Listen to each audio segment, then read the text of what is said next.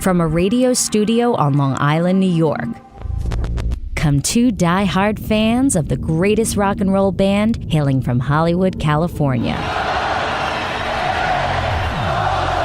Dissecting all things Guns N' Roses and anything else in their distorted minds, it's Brando and Scotto. 'Cause you know what the fuck you are! And this is Appetite for Distortion. Try it again!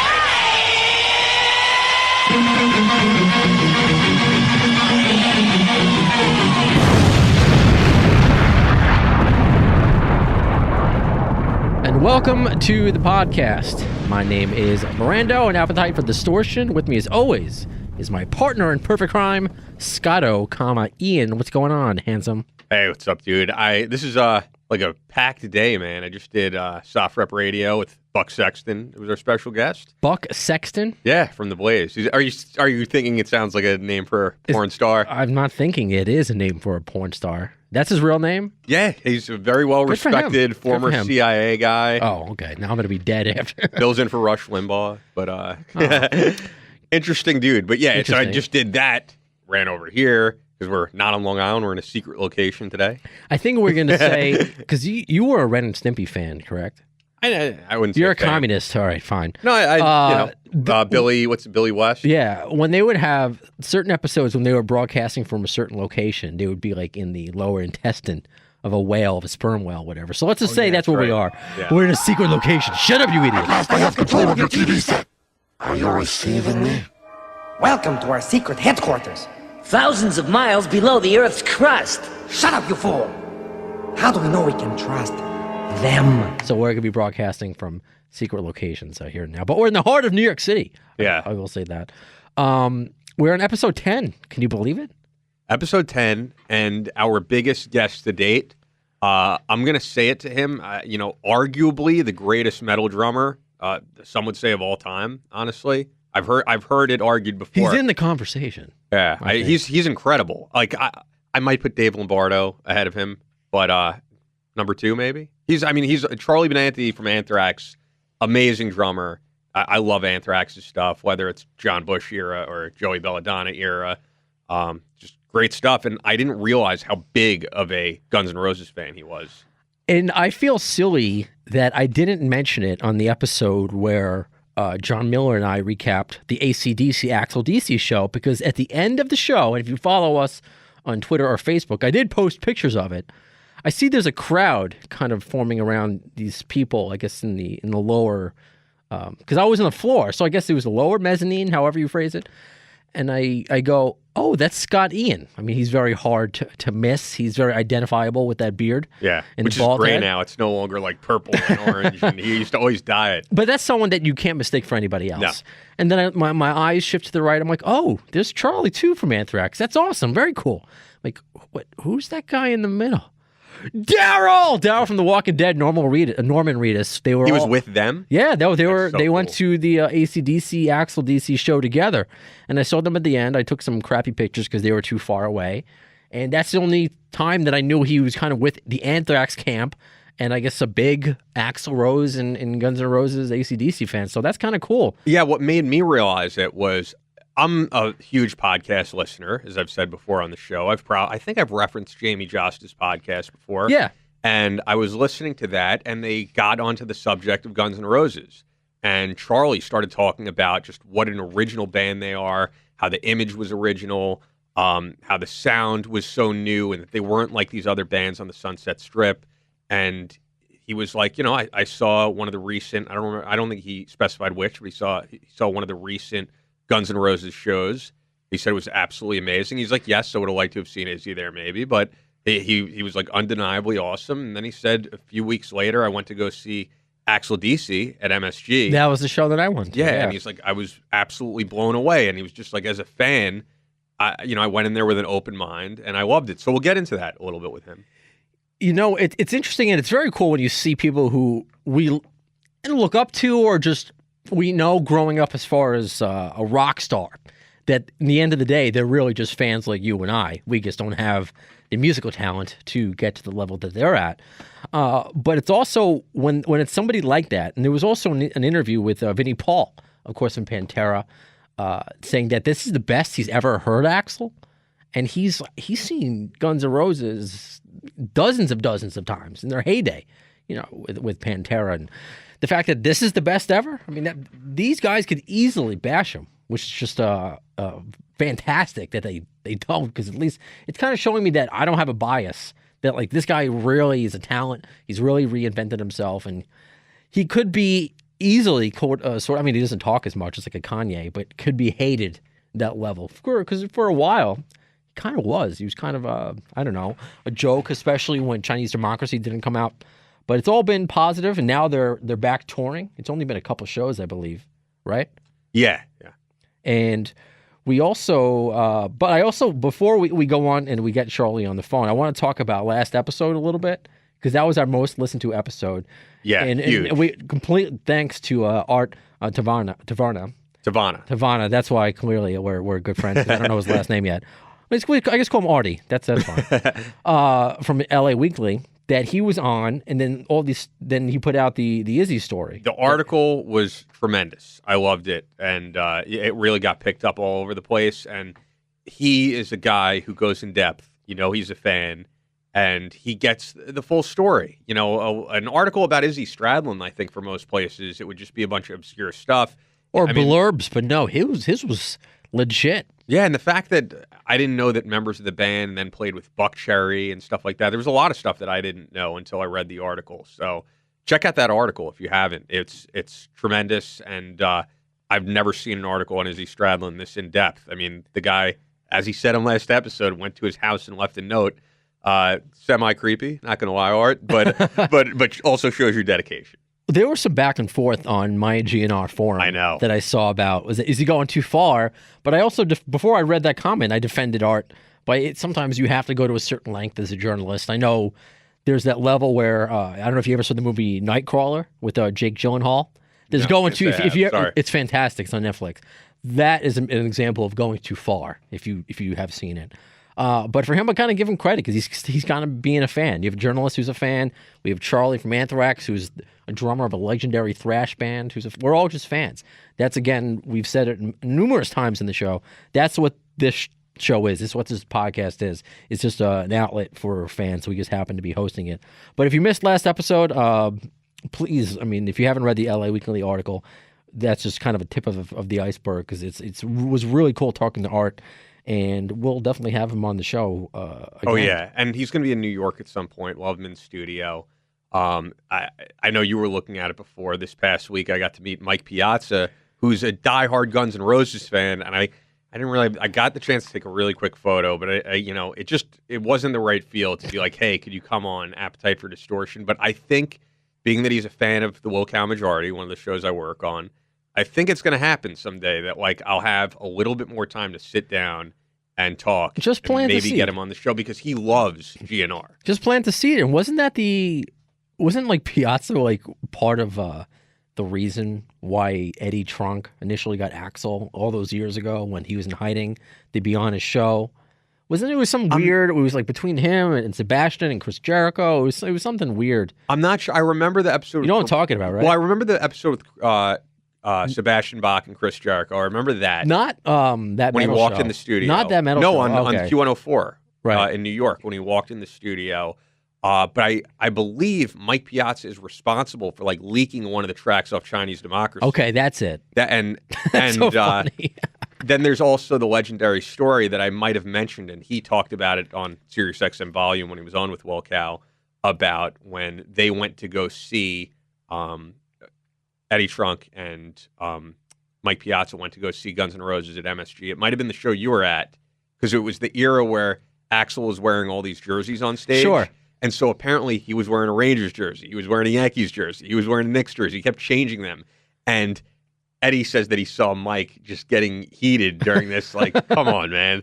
And they went backstage after the show. There was some meet and greet going on. And Eddie kept saying to Mike, Axl never goes to these. You're not going to see him. Axl never is at these. And it turned out Axl did make a rare appearance at one of these. And Mike Piazza was like, what the hell, man? I don't see Derek Jeter coming to this show. You couldn't have worn a Piazza jersey? So that's a pretty cool story. That is a good story. Especially, I want to get, If I were ever to interview Axl Rose, and I think that's kind of the goal here of the show, just to know how much he loves sports and where that came from. Yeah. Because you would think, I mean, he's just not some, you see a lot of these artists now wearing just random t-shirts or jerseys just because that's kind of like in line with fashion. But he's like a legit sports fan, Axl Rose. So he probably enjoyed that part of the story. So I would love to reach out to Piazza, and it's so cool that we got in touch with Charlie on Twitter. Twitter is a great thing. I mean, we just found out that we have a listener now from Norway, right? Yeah, and Welcome. I think these people seeing the shows overseas now, or Googling Guns N' Roses, or going on the podcast and coming across the podcast. So there's new people coming across worldwide. the pondcast. No, Yeah, I'll edit that out. why? Yeah, man, I'm just very happy that there's new people listening each week and checking us out. And Charlie, I wasn't sure he was going to respond. He's a very busy guy. He's pretty immediate.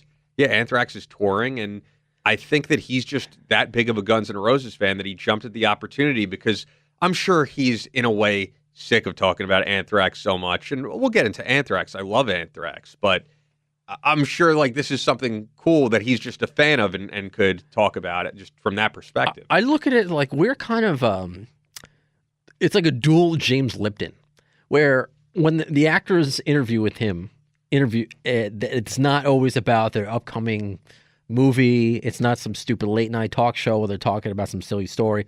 They get into the craft of it, why they enjoy it so much. So that's kind of what we do here: the craft of music, the fandom of the genre. So I think that's what's cool. And it's awesome that now, as we're getting back into this, because we were talking about before, it was a lull with Guns N' Roses, not much going on.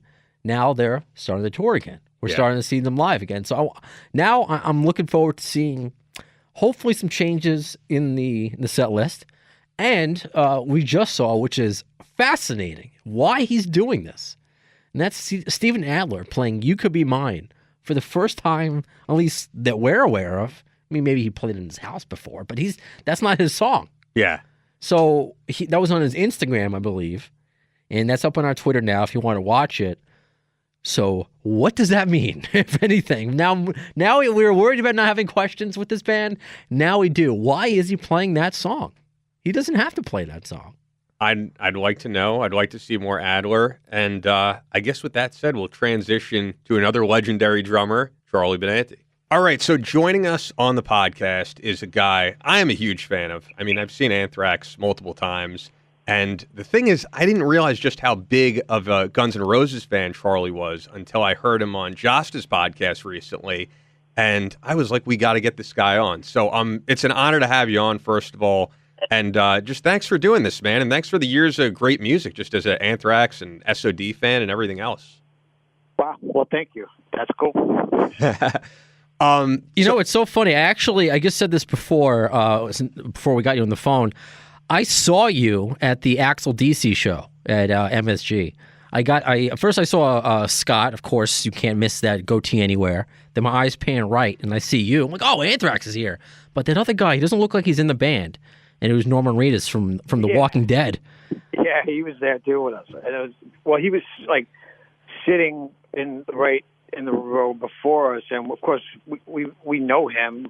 Met him a few times, and he was just rocking out with us, and it was such a great vibe that whole night. I'm such a huge AC/DC fan, and I've been waiting for this, to see this kind of rendition of AC/DC, and no diss to Guns N' Roses, but I was a little more excited about this than seeing them.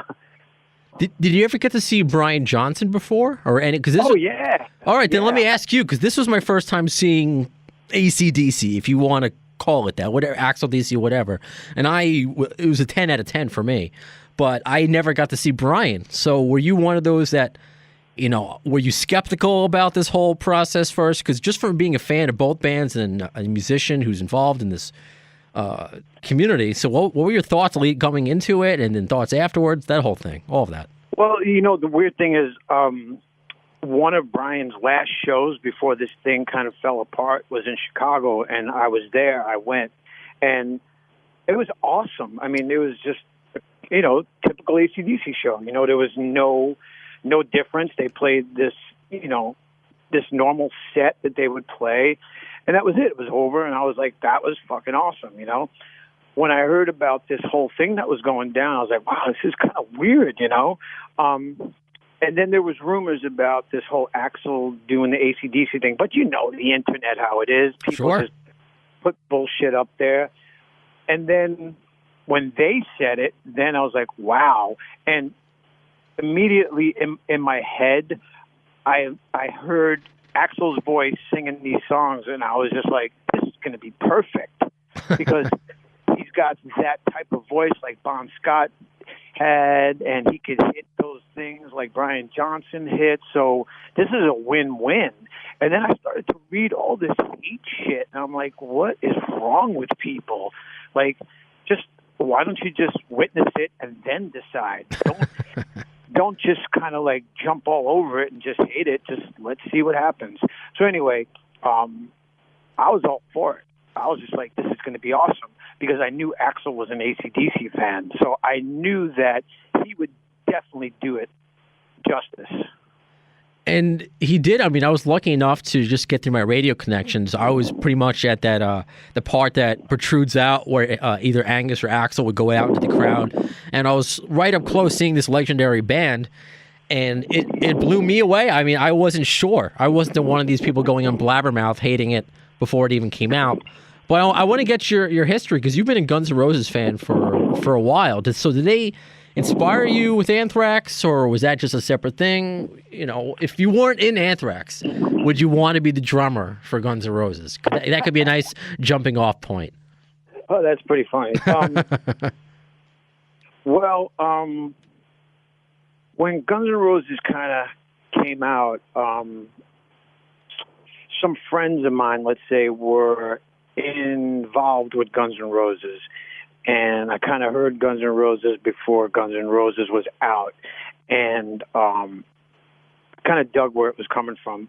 And you have to remember, at this time, Guns N' Roses were kind of like, I want to say a little Hanoi Rocks with a little bit of like Aerosmith and a little punk flavor, you know.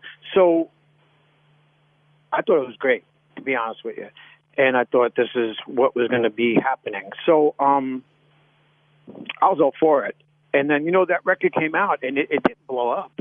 Right. You know, it took a while for that record to blow up. And I was just like thinking, wow, this is very strange. This is a fucking killer band. This is an awesome record. Why ain't people getting it? And then, boom, it hit. And then that was it. And then it was just like, oh, enough about Guns N' Roses. Enough. Yeah, I think the interesting thing, too, is around that time that you're talking about, they were opening up for Motley Crue, who was a way bigger band.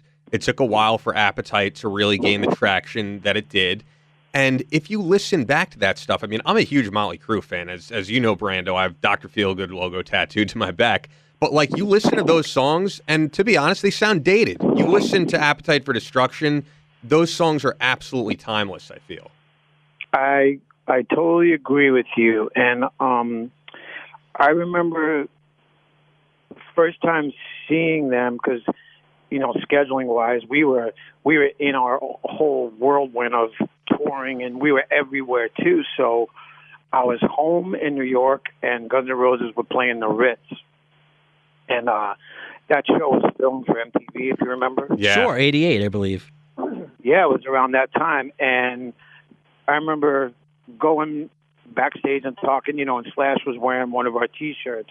And I would always see him wearing this T-shirt. It was a white T-shirt, and we called it a no-frill shirt. Nice. And I always thought that was really cool that he appreciated this new form of music that was kind of thrash metal. You know what I mean? Like, those guys dug that shit. So immediately I kind of, wow, that's fucking awesome, you know?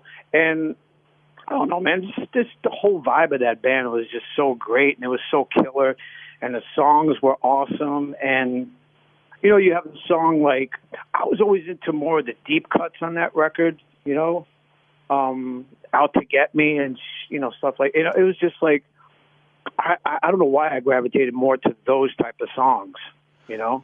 Because Anthrax started before Guns N' Roses, correct? Correct. Yeah. So how was it? Because bands like you, thrash. I mean, even still now, even with Metallica, breaking through thrash. I mean, whatever you think about them now. I mean, I like their newer stuff, but at the time they helped break through thrash. But for you, you saw all what we call hair metal or 80s metal, whatever, become popular. Then a band like Guns N' Roses just kind of skip by. Yeah, transcended it. And transcended it. So like, what was going on through your head when you guys are kicking ass, and you're seeing all these bands dress up like girls becoming popular. I mean, you are still doing it, and a lot of these bands are no longer relevant. And then you see a band like Guns N' Roses. It's like, how does that process saying, you know what, good. I'm glad that they succeeded at harder rock, or I guess I don't know. Take us through your mindset. If you can remember, in the mid '80s, late '80s, of the genre of rock and roll. I think the thing about Guns N' Roses with the world that we were in, meaning that kind of real punky, thrashy type of metal world that we were kind of surrounded in, we accepted Guns N' Roses into that. Okay. Because I don't think they were trying to put on some kind of mystique or anything. I think that's who they were, and I think they were very, like us, like that street type of mentality where you kind of look and felt the same as the kid in the audience, that type of thing. Even though they created a look, because after Guns N' Roses, let's face it, then everybody went out and bought fucking cowboy boots and a bandana. Yep. And it was just like, oh, really? We have to. Now here comes another Guns N' Roses band, and then every label signed a Guns N' Roses. So this is the thing that I always hated about that type of thing. When you do that, it really dilutes the thing that it actually came from. Oh, absolutely. So, and it took a while for Guns N' Roses to make another record, and I think there was a bit of a backlash coming, even though that's exactly how it happens. There's always going to be a backlash when something is so big and just everywhere. There's a bit of a backlash after, Yeah, and you're talking about the album they made after, the double albums, the Use Your Illusion albums. I'm wondering, as a drummer, because when we talked about this with Art Tavana last week, he was saying that he felt like them switching drummers at the time made a big difference, and that Matt Sorum didn't necessarily fit in with the band. I'm wondering, the first time you heard those albums, how did you match up just as a drummer, Steven Adler to Matt Sorum? Oh man, that's such a fucked up question. There's no way I could come out of this smelling like roses. You can plead the fifth, I guess, if you want. I mean, or is there a certain approach you identify with more, or is it just it's all gravy? It's just whatever you're in the mood for. Because it's. I guess I would have to put it into perspective, and that's the best way that I could possibly kind of challenge this type of question. And it's nothing against Matt Sorum, of course, because Matt Sorum came into this thing, and Matt Sorum played the best that he could, and he did the best version of Guns N' Roses in that Matt Sorum type of way that he could. He couldn't be Steven Adler because nobody could be Steven Adler. It's just the same that Steven Adler can't be Matt Sorum. The thing that I missed was that swing that Steven has. The thing that he added to those songs, and maybe it's because that's the first way I heard Guns N' Roses, so immediately it's like, well, that's the sound right there. Sure. You know what I mean? And I would have little arguments with people. They would say that this record's better than the other record, and vice versa. And maybe for me, if it was just one record, then maybe I could have digested it a little better back then, but I don't know. There's certain songs like Coma that could have been with Steven. Maybe it would have had a different feel, but that's one of the songs that I love off that record, Well, what show were you at? Because I know, obviously, because I saw you like a creeper at the AC/DC show at the Garden. But were you at a Guns N' Roses reunion show? I was in San Diego. Okay, that's cool. So, how many times have you seen them prior? Because both for Ian and I, we've seen the Axl and Roses, the Guns N' Roses 2.0. Rose and Roses, yeah, as D. Snyder, who I used to work with, has called them. Yeah, a few times over, but I've never seen Axl and Slash on the same stage. So I'm assuming you have, correct? Yeah. I mean, I was at the Ritz, so. Right. So, like, well, that was the first time I saw them. But then, of course, I think we played some festivals together in Europe. Okay. I saw a bunch of shows on Use Your Illusion with Soundgarden opening up, which was probably, one of the reasons why I went to see everything, because I loved Soundgarden at the time, and I loved Guns N' Roses. But all the things that were coming up, I was like, I don't know, I'm just kind of skeptical. It's a different band now, and it was like all these people are on stage. I'm like, who the hell is that? Who's this? They were kind of like the Menudo of rock and roll for a little bit. But I guess a couple of points where, take us, since you're in the industry, take us through where your mind was going when you heard the rumors. Because before it was officially announced, Nikki Sixx said this is the worst kept secret in LA. Everybody knows they're getting back together again. Because the rest of the world thought this would never happen. Axl was going to die before they ever got back together again. So, one, did you ever think this was going to happen again? And where does this reunion rank to all the other shows? Like, where are you now mentally with this band? So, I went into it with kind of an open mind because of, in this day and age, I'm not going to say the only reason, but one of the big reasons that people reunite is for money. Sure. And then, of course, when you see the reports come out, and it's like, well, this tour grossed such and such million, and then Izzy comes out and says one thing, and it's like, well, what the fuck? You knew that this was kind of like a bit of a money grab too, but I think I also think that life is too short, and I think that sometimes it is about repairing relationships, and it is about, let's do this before we get to the point where we can't do it. And let's make some people happy. We're going to make ourselves happy too, but let's make these other people happy. People who weren't even born when this record came out. I think we live in this time now where nostalgia is fucking big, Member berries, for anyone who's a South Park fan. Did you have it? It was a lame South Park reference. They were doing a whole thing about member berries. I don't know if you're a child like me still watches cartoons. Right. All right, so you do know. All right, good. And remember Bionic Man? Oh, I remember. I loved Bionic Man. Remember Chewbacca again? Oh, I love to remember Chewbacca.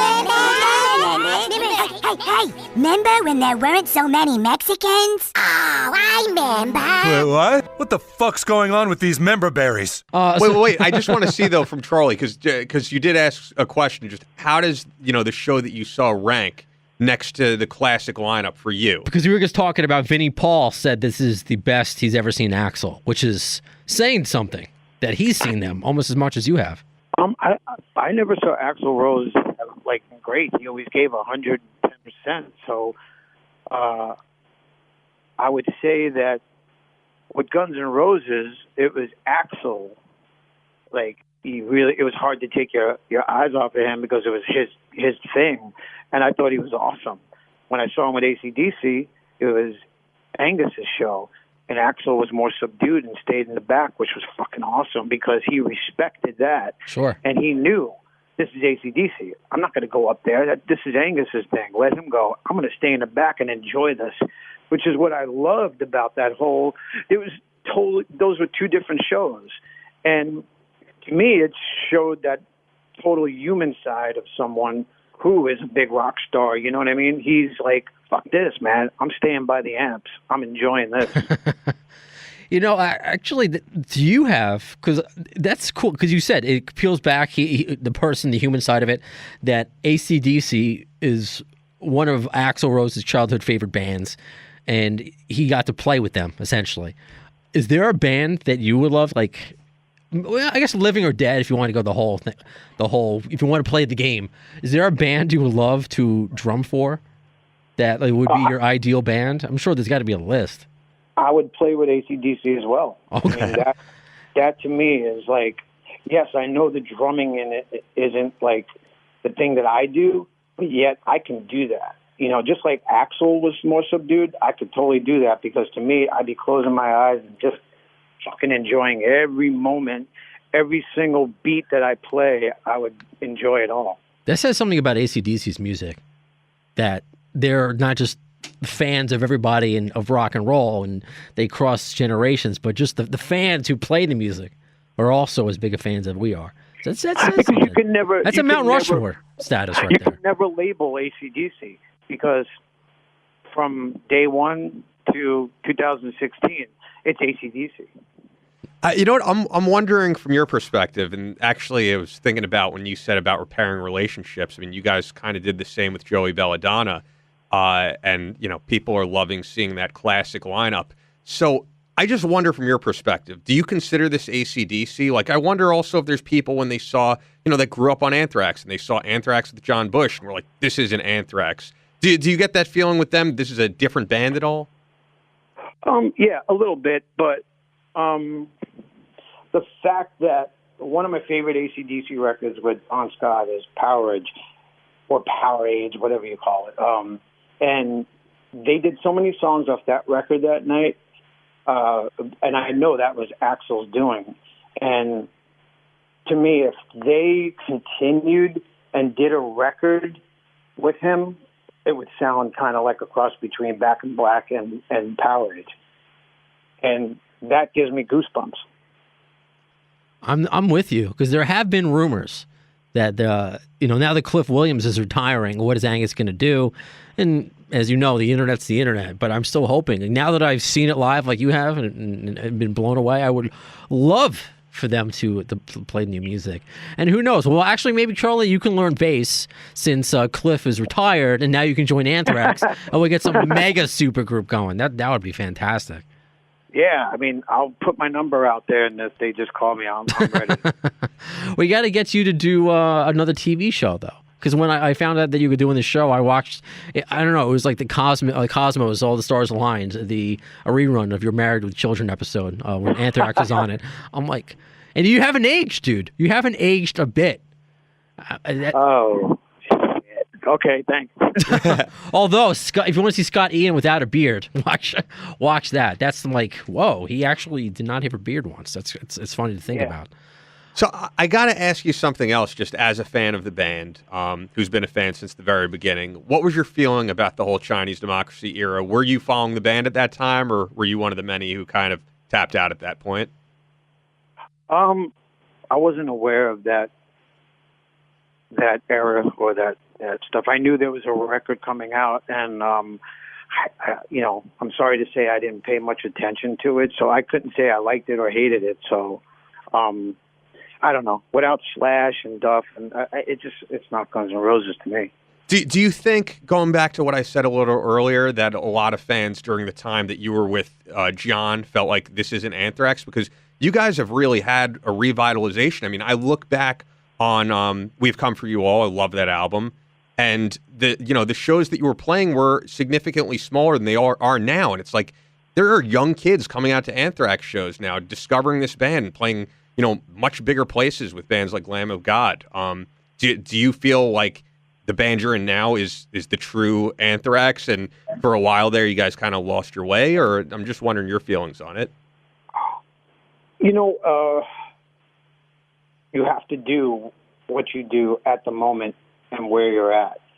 So when you look at things in hindsight, you say, wow, I probably could have did that, I could have chose that. But when you're in the moment and you have to make a decision, you got to make the best decision that you possibly could at that moment. Because we could always reflect and look at something and be like, man, if I had a crystal ball, I would have did it this way. But I will say that the two records that we just made, the Worship Music record and the For All Kings record, is probably the best records that we've made in our career. And it's like it shows that when you have momentum and you're happy, then things really do go well, you know, and that's the best thing you can do is when you get the creativity flowing. Man, it's such a good thing to bounce back off of another guy in the band and just create something that you're really proud of again. That's incredible that, whatever incarnation, you guys have been doing it since 1981. And for a thrash band, and to be as prominent and popular as you guys still are, I mean, that speaks volumes. I mean, did you ever think when you started Anthrax that you would still be doing it? I mean, like, it was probably just a band with your buddies. I can't imagine you would expect to be doing this for a living, especially for over 30 years. That's got to be... Well, I mean, the whole thing about that whole concept of putting a band together is, why do you put a band together? Because you enjoy making music, and you're almost trying to copy, the bands that you love. And, you see them do it, and that motivates you to, I could fucking do this too, So you put a band together, and you're having fun. And then at some point, it turns into a business. And I think that's where things get a little weird, is when it becomes a business. And, wow, this thing that was fun has now turned into, wow, we have to top the last one. We have to sell more than we did. And I think that takes a bit of the fun out of it, because now it becomes pressure, Absolutely, dude. Well, I just have to say, man, it's an honor having you on as a fan of the band, all eras of the band. And I mean, I've seen Anthrax play the Downtown, and I've seen Anthrax play Yankee Stadium. So it's like, I've seen this band through so many different eras, and I just didn't realize how big of a Guns N' Roses fan you were, and an AC/DC fan. So it just means a lot that you came on. And for the listeners, especially for the younger listeners, Charlie Benante was doing blast beats before anyone knew what that was. Like, Stormtroopers of Death are one of the most, innovative bands, I feel, when mixing hardcore and metal. So, check out your history if you don't know these guys, of course. The website is charliebenante.com. On Twitter and am I pronouncing it right? Skisum, Skisum? Yep, that's it. Good stuff, man. Well, we greatly appreciate you coming on. And I know Brando has one last thing. One last quick question, because I know you're buds with Norman Reedus, and I want to somehow be a part of that squad. We're recording this right before I'm assuming you're also a Walking Dead fan, not just a fan of the actor. Yeah. So we're recording this right before the second episode of the season. So did you see the season premiere of Walking Dead? Of course, yes. All right, I just want to know your feelings. Are you happy with who died? Was it too much? Like, just your takeaway from the first episode. Well, okay, so last week I was on tour, of course. I was in Reno, and I told the bus driver, please get signal tonight, because I'm not missing this, Long story short, it didn't tape. I was flipping the fuck out. Couldn't find out how I'm going to watch it, because the last thing I want is to miss it, and then somebody blows it up on the internet and ruins it for me, or someone texts me. Anyway, it didn't record, so I'm like freaking out. I play the show, and Tom Araya is like, "What's up, dude?" I'm like, "Dude, the fucking show didn't tape." Oh, that sucks. And then their tour manager, Mike, says, I taped it. It's on the Slayer bus. I'm like, what? so he's like, yeah. Slayer, we're going to go on. So he's like, let me get them on stage, and then I'll get you on the bus, and you can watch it on there. So that's what happened. So so I'm sitting on the Slayer bus watching Walking Dead. And that's the most metal thing ever, by the way. And I'm enjoying this episode. And in the comic book, Glenn gets it by Negan, but I didn't know Abraham was going to get it first. I didn't know two people were going to be taken out. And I was like, oh, that sucks. But, when Glenn got it, man, I just kind of felt bad inside, because I was like, he's been on the show since day one. Yeah. And it was so brutal. I know. Ian doesn't watch it. He bashed him over the head with barbed wire wrapped bat. Negan, that bastard. And Glenn's eye was coming out like he was Sloth from the Goonies. I had no idea it was going to be that brutal. But and he left him like that for a few moments. I know. Let him suffer and let everybody else watch him and suffer. Like, just put him out of his misery. But he didn't do that. And I think that's one thing about that show is, like, just when you think that they can't get any, go any further, they'll pull something out like that really tugs at you and just be like, fuck, man, that sucked, Well, as long as they don't kill your boy Norman Reedus, I think we'll be okay. So hopefully we'll find out, and he'll survive at least another week because we'll get. Yeah. I think Norman's okay on the show. Too many. They would lose the entire female viewership of the show if Norman was killed. But yeah, no, that's so cool. But and again, watching Walking Dead on the Slayer bus, most metal thing ever. Oh my god. So again, Charlie, thank you so much for coming on and talking to us about Guns N' Roses, Anthrax, and The Walking Dead. The trifecta of metal right there. Yeah, I appreciate it, man. Thanks. And to our listeners, go buy some Charlie Benante coffee from his website. Yeah, because that's when you listen to Guns N' Roses the next time, have a nice cup of my coffee with you, and it helps. It's better than Night Train. Well said, man. Thank you, buddy. I really appreciate it. Thank you, guys. So that was awesome. Yeah, no, he's great. Such an innovative drummer, as I was saying.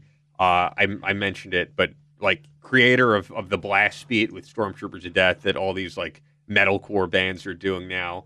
And dude, I saw Joey Belladonna play the Downtown. I mentioned the Downtown because I've seen Anthrax at the Downtown, but I saw Joey Belladonna play the Downtown on Long Island to a crowd of like a few dozen maybe.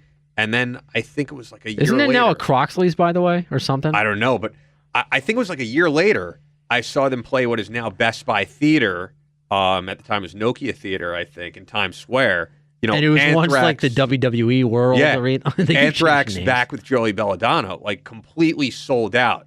So, I mean, that band just, they know Charlie has seen all the lineup changes. So, like, he could kind of relate to what's going on with Guns N' Roses, I think. And now, like, these two albums, they're bigger than ever. So, just an honor to have the guy on, man. And that they're still doing it. But not just still doing it. There's a million bands I feel like still touring. There's young kids who love Anthrax. Sure.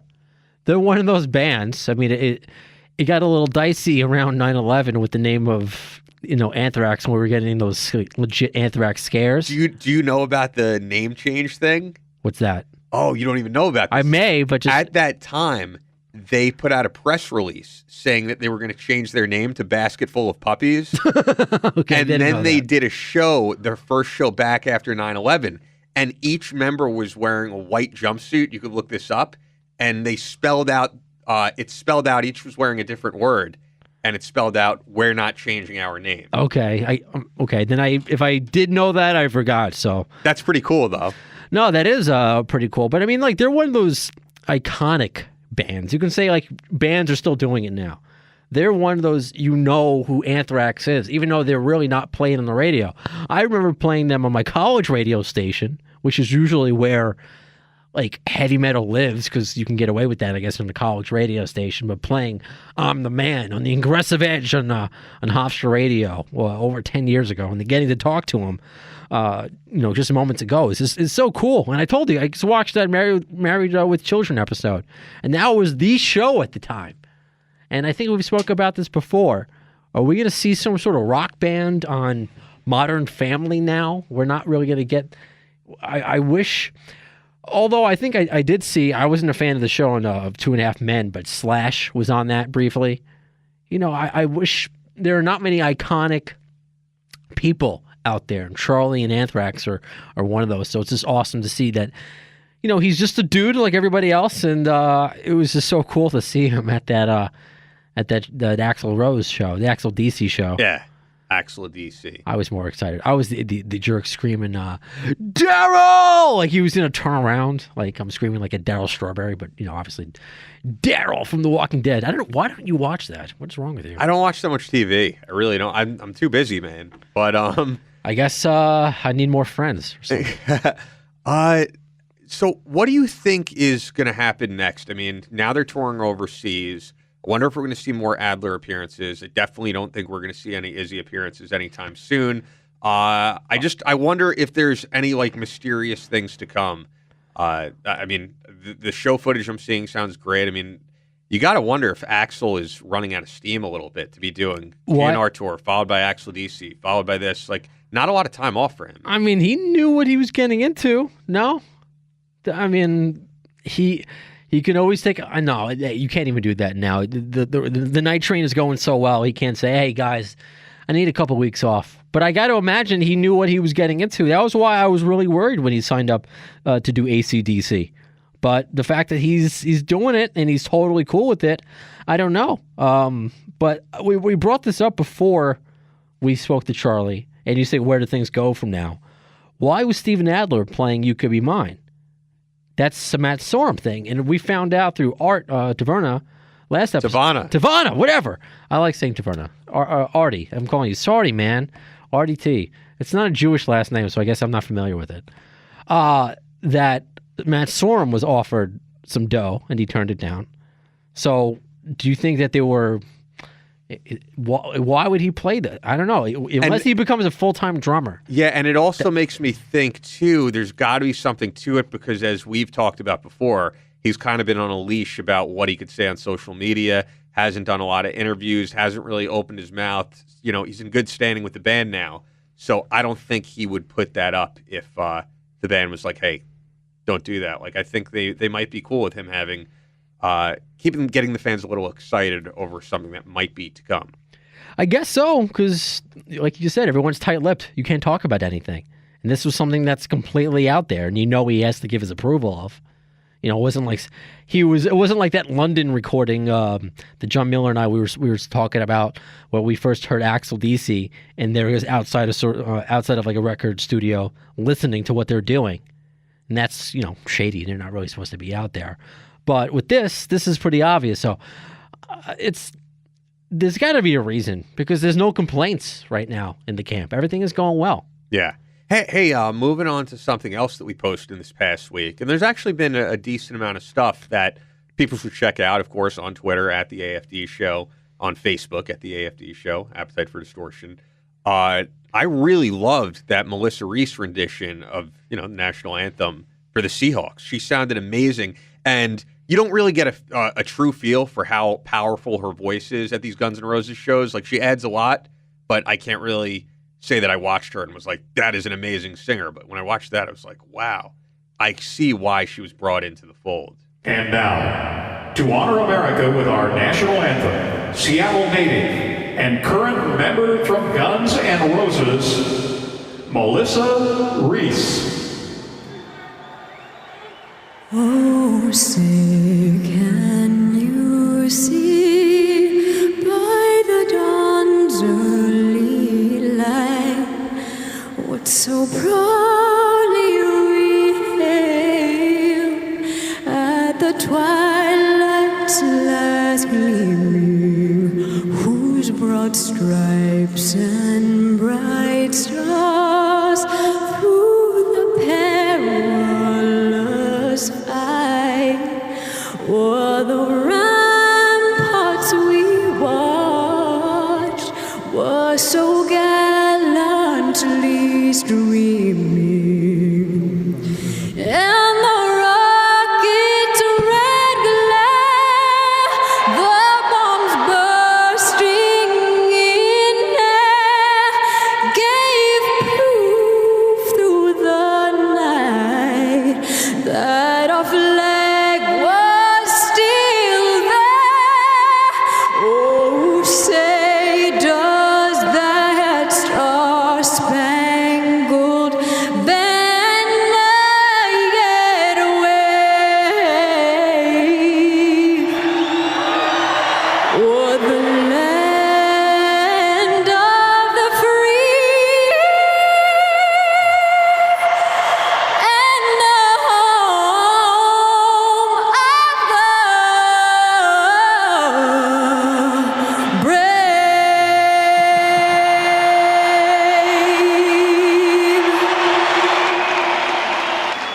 Thank you, Melissa Reese. I thought it was kind of funny when they announced from Guns N' Roses, Melissa Reese. And everyone's like, she's in Guns N' Roses? Because obviously we know, but the majority of people had no idea. But they hear Guns N' Roses, and Duff was already there, who's been a pretty avid fan of anything Seattle, given he's from there. But I think that's great, and I want to see her out there more because I think that it only helps the band. Just that it's a girl that's in there that's kicking ass. I think she brings a youth movement to the band. No offense to anybody. I'm sure 50 is the new 20 for most of these guys. But I would love to see her out there more and doing more things. I think she can help bring them into the next generation, the next chapter of where this band is going. Yeah, with what you were saying when they announced her, there has also been times that DJ Ashba has done the national anthem. Yeah. And they've been like, please welcome the guitarist from Guns N' Roses. And you could tell probably the people in the stable. Slash is here? DJ Ashba. Who? I know, but I don't blame them for wanting to use that as part of their... Oh, no, of course not. But it's just kind of funny because everyone in the crowd's like, oh my God, it's an Axl, it's a Slash. Who is this? But I think she just gives a certain element, especially with her whole look, with the blue hair. I'm so happy with her hire. She's hot. And you're talking about her look right now. I'll just throw it out I there. was trying to be professional about it. If you want to be a perv, that's fine. Not being a perv. I'm not saying any Trump quotes regarding Melissa Reese. She's a very attractive young lady. How's she's that? She's a striking young woman. Yeah. Isn't she married to Brain, the drummer? That's what I heard. Yeah. Let's find that out. And I said that really creepy, so now we're both in the creep boat together. I have no chance with Melissa Reese. Neither do you. So. No, that attitude. We'll see. But no, I'm really looking forward to where this band is going, and Art believes that it's going to come back around to the United States. 100% get to see them again. I'm looking forward to what may happen with AC/DC, where that's going to go. I'm hoping for new music. But the fact that this is still going and living and breathing, and now I'm trying to do what I learned from you the first time around, which is not watch every show on Periscope and read all the set lists. Yeah, that's the big thing is I don't look at the set list. That was your thing, and I was like, oh, what's the big deal? It's not like I'm watching for people who are not like you, people that are normal who watch The Walking Dead. I'm not like reading spoilers or before it. I'm like, oh, it's a set list. But that's the only thing that, for lack of a better word, ruined a little bit of my time when I saw Guns N' Roses, because I knew everything they were going to play, hoping for something special. I was surprised by nothing, but that's what I want the next time around. I want to be surprised by something. But then again, we have a Guns N' Roses podcast, so we kind of have to have our finger on the pulse with some things. Yeah, but I got kind of pissed at you at that time when you just posted the set list. I didn't know it was a big deal. And I remember as I was scrolling through my newsfeed, it was literally like, I put my hand on the screen, and like I already, I saw some of it. So it's like, oh, dude, you got to be like, spoiler alert, click on this. I didn't think that was a spoiler. I could get, yeah. It's just I do for some now. people. I do now. I recently saw Dope, who I love the new album. And yeah, I didn't check out the set list. And I was a little bit surprised by what they played. It was similar to what they put on their newest live album, but I like that element of surprise. No, I'm with you now. And I completely agree. So I'm in your call. I didn't get it. Now I do. You know what I've heard? What's his name do? And I think it's just lazy DJing, in my opinion. I guess shots fired. I don't know the guy, but and I've tweeted him when he did it. Luke Carl on Hair Nation. No, his claim to fame is that he was Lady Gaga's boyfriend. Okay, and he's a host on Hair Nation, big fan of hair metal. But I remember he played a Kiss song, and he was like, "Oh, if you're going out to this tour, here's the set list: Cold Gin." Hotter Than Hell, and he read the whole set list, and I'm like, dude, what? And it's in my opinion, it's a little lazy to just print out the set list and that's your mic break. No, that is lazy. Unless there's like when I've been on the air, a couple songs here or there. Oh, the first time they've played this in X amount of years. I think that's fine. But just in general, now as a fan going, I'm with you on that. But and I guess I see it now. It does take away from the moment. I mean, they're going to play Welcome to the Jungle. They're going to play the songs, but there are other ones I would have been surprised by that would have added to the allure for me. So I'm with you. I'm totally with you. That's why I thought it was so funny when Charlie was saying that he initially missed the recording for The Walking Dead. And I watched it live, and I'm so glad that I did, because if there's any show, there aren't many shows that are just so... I guess you could say Game of Thrones, even though it's on HBO, and that's technically a paid channel. But when it was, I guess, could you say Lost? Yeah, I guess. Lost or The Walking Dead or anything like that. That as soon as I went onto a Facebook or anything, it's right there. People are not even aware that it's a spoiler. They're like, oh my God, so-and-so died. I'm like, if I did not watch the show tonight, I would have been so pissed off. It's not even like I went looking for it. It's Yeah. like you with the set lists. If I want to be surprised, just stay off social media. So I'm glad he stayed off social media and he got to watch The Walking Dead on the Slayer bus. But yeah, no, I'm with you. And that's what I'm trying to do. You know, if it pertains to the show, I want to be educated. I might actually look at the set list now because it's going to be a while till they do the U.S. I just don't want, I don't want to ruin it before I go, I guess. Yeah. Because if they're doing something new, I'd like to know, I want to know. Yeah. I mean, I do want to know, but I wanted to be surprised. It was like a catch-22. I guess it didn't matter. Now we're just we're the typical trolls, so we're trying to find something that's wrong. But that was my own fault. You were in the right, and I'll give you the credit for that. But no, everything has been going great with everything with the band, which is just so weird to say now. Yeah, and I think Axl is more determined than ever to prove the critics wrong. As we were talking about the people online that were skeptical of Axl DC, like he just wants to show people he can do this. He can do 3 tours in a row, which is what he's doing. And it goes back to something I mentioned on one of the first episodes when I saw Sebastian Bach last time. He said all these people talk crap about Axl, on the internet and on message boards. He's like, but it's really funny, man. I've never seen anyone do it to his face. It's of course not. We love you. We love Axl. Let me get an autograph. Let me get a picture. And, I think it's just a basic thing of respect, but I do not say anything, at least not anymore. Or a keyboard warrior or whatever they call it. I don't say anything online or tweet anything to anyone that I would not be comfortable saying to their face. I just don't, because I think that's, you're not being real. Kind of a wuss move. It is, yeah. I can't think of a better word. It's a wuss move.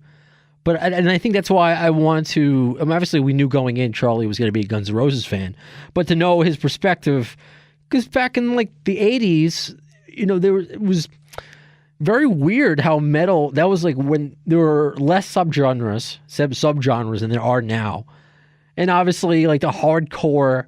The Anthrax, the Metallicas hated all those hair metal guys. They were the opposite. They were the ugly guys. Not saying Charles was a handsome man, but I'm just saying like they weren't pretty when they put makeup and all that shit on.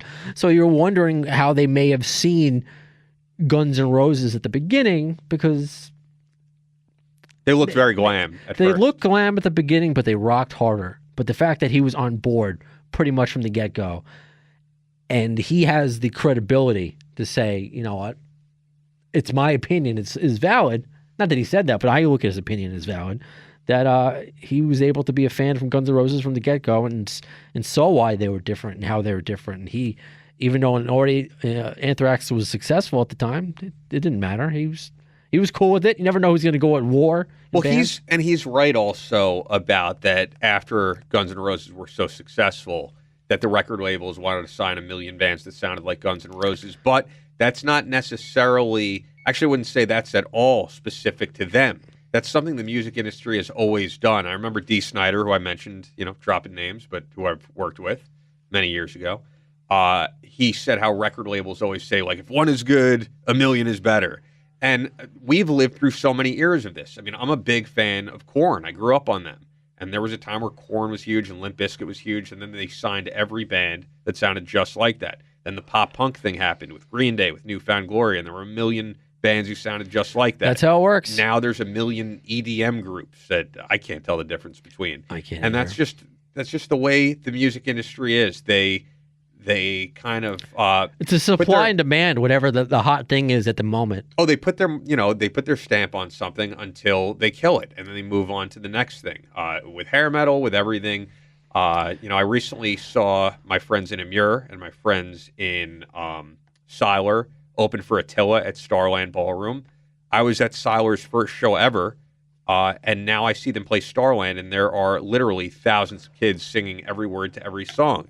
And this metalcore thing that these bands like Attila do, there's like this huge market of young kids who love it. But at some point it's going to go away, and the good bands will survive, and something else is going to come along. And record labels are going to sign 1 million of it. But if the music stands the test of time, that really means something. And Guns N' Roses, Anthrax, Metallica, these are bands that not only are still doing it, they're still doing it on a huge, huge level. It's so great to see Anthrax kind of back where they are, see GNR back where they are. And it's just, It's just awesome. We're in a good place, my Yeah. dear Ian. My dear, why do you say my dear Ian? I don't know. So it's a little weird, but I guess that's why I say it. You have any shows coming up? No, I think I'm spent for a bit. Over the summer. GNR, AC/DC, obviously. George Thorogood, ZZ Top. I saw. I'm trying to think if there's any other bands. I may go see the legendary Cool Keith next month, but that's it's hip hop. But I'm all over the place with what I like. I could have seen. Oh, who's the band? Let Me Go On, Blister, and the Violent Femmes. But I didn't want to see them for whatever reason. Okay. I could have saw them out. No, I got to see what's coming up. Dude, if anybody listening, I know I already plugged them, but I don't care. I love them. Like, if anybody listening is in the areas where Dope is going to be playing on this tour, go see them, man. Like, they are, to me, a true rock and roll band. And they're from that new metal era, as I was talking about Korn before. But, like, they are just, their look, the way they play, it's just, like, dirty, all-out rock and roll. And on the way here, I was listening to that new album they put out, like, just on repeat. It's incredible. I love it. So, if you're just a rock fan, and actually, I should say something. I mentioned that I saw Dope on the last episode.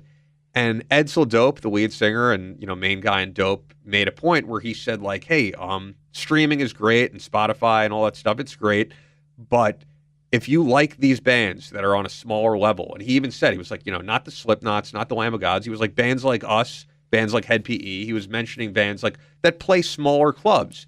He was like, there is nothing that's really the replacement for going out and spending that $10 on the album, either digitally or a hard copy of the album.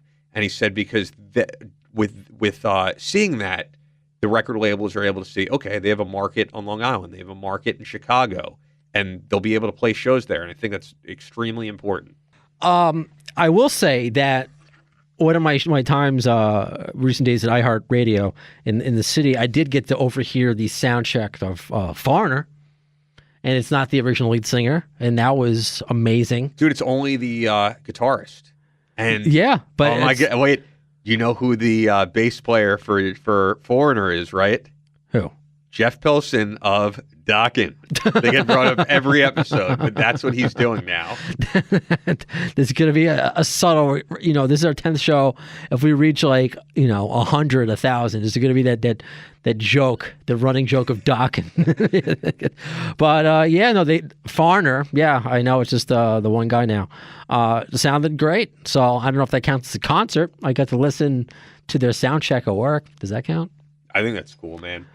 We can, if you want, we can go to the Paramount. We can see Scott Stapp. We're two old Creed fans. I've seen Scott Stapp. I'm a huge Creed fan. So. I was. Now it's, I don't know. I think the society made me feel embarrassed. Yeah, dude, fuck that. I know. If you like the band, who cares? I'm not into. I don't believe in guilty pleasures with music, as clearly as you know. Yeah, I will put Britney Spears on my iPod and the Acacia String. You are. I never heard the band until you mentioned them. Amur, right? Yeah. Yeah. Forgive me. I think you're more into. I mean, obviously we're both into music, but you're more into it. And you posted something by them the other day, and you were like, "This is heavy. Like, it's like death metal." And I think deathcore is what the kids call it. But shut the hell up. Deathcore? Really? Jesus Christ. Well, death metal is a different sound. It's like Morbid Angel. Deathcore, death metal. It's there is a difference because death metal is when you hear those. I can't do the vocals, but it's that, and they don't have it. They have a little bit more high pitched screams. You're everything that's wrong with metal. No, I'm just kidding. No, I mean, whatever it is, has death something in the name, and you'll listen to Britney Spears. I mean, for me, I'll have Slayer and I'll have Avril Lavigne both in my iTunes, so I'm there as well. But I'm not. You live in all of it all the time. I need to be in a certain mood. Yeah, I didn't mention this on last show, but I might as well. For a while, how I've said I was coming off of a Guns N' Roses hangover? Yeah. There were a couple of months where I have a small iPod because I don't like being distracted by other things when I have my music, so I don't put it on my phone. I put it on my small little iPod, which has very limited space. And for a while there, for a couple months maybe, for the first time in years, I had no Guns N' Roses on there.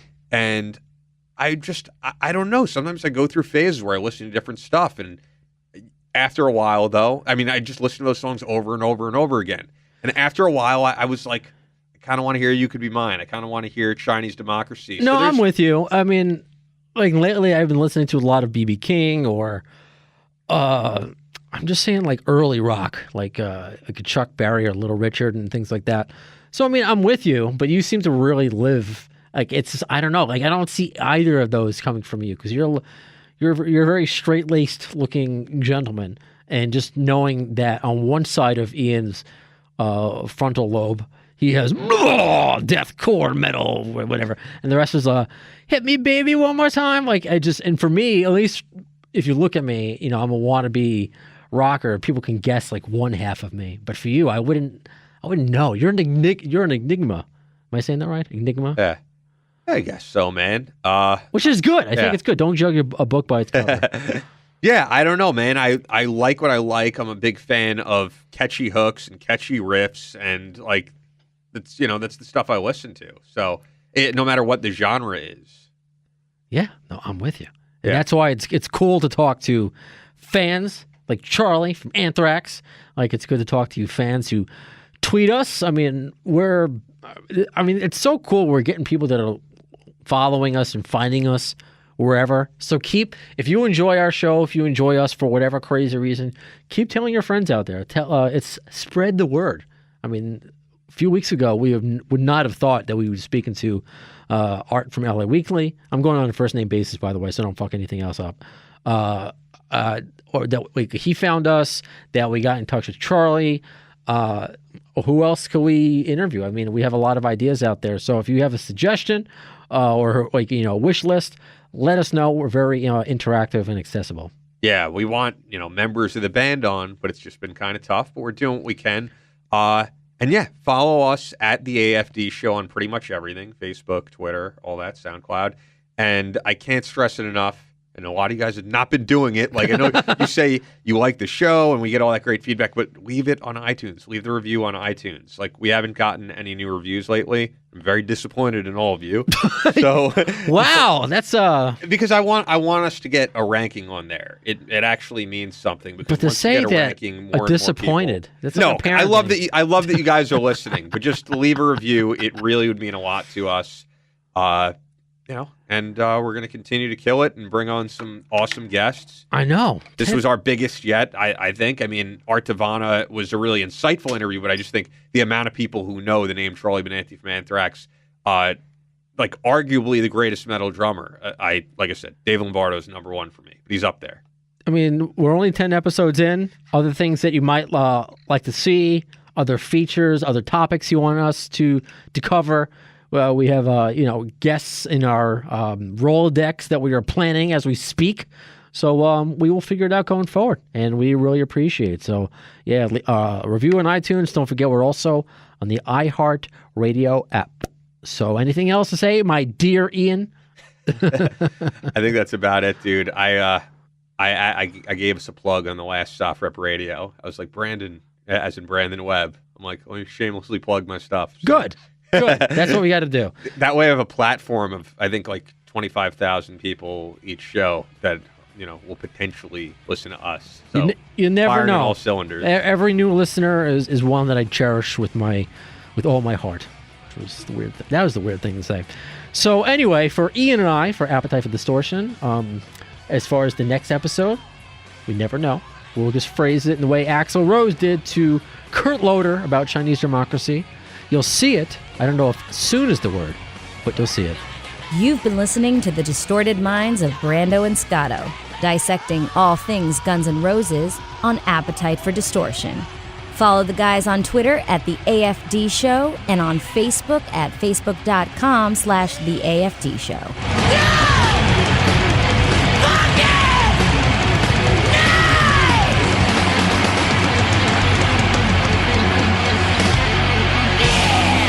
Thanks to the lame-ass security, I'm going home.